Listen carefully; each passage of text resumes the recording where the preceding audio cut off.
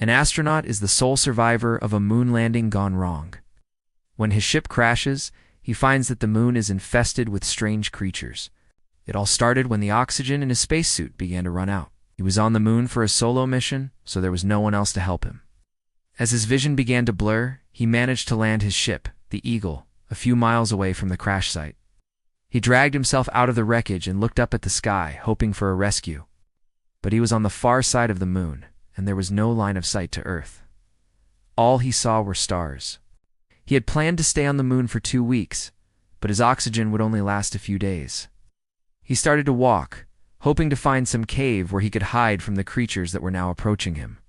They were huge, like bears, but with wings. Their eyes glowed red in the darkness, and their claws scraped against the lunar surface. He found a cave and ran inside, but it was filled with even more of the creatures. They blocked the entrance, chittering and screeching. He pulled out his laser gun and started to blast them.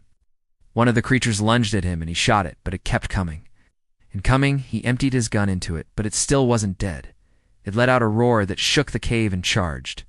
He rolled out of the way just in time to see it smash through the wall.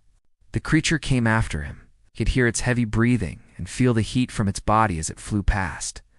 He turned and ran in the opposite direction, leaping over rocks and dodging through caves.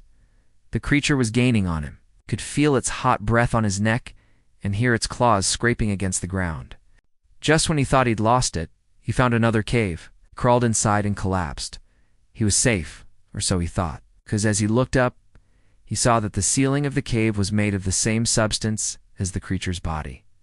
It was alive. As the creature approached, he could feel the vibrations of its wings. Then it let out a deafening roar and lunged. Its claws raked across his face, tearing his helmet and exposing his eyes to the vacuum of space.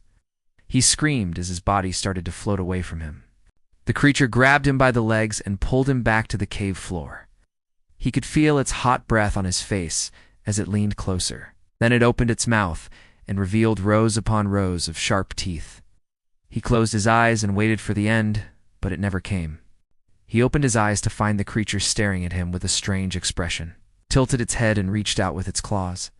He flinched, expecting to be ripped apart, but instead it gently touched his cheek. The creature chirped and nudged him with its nose.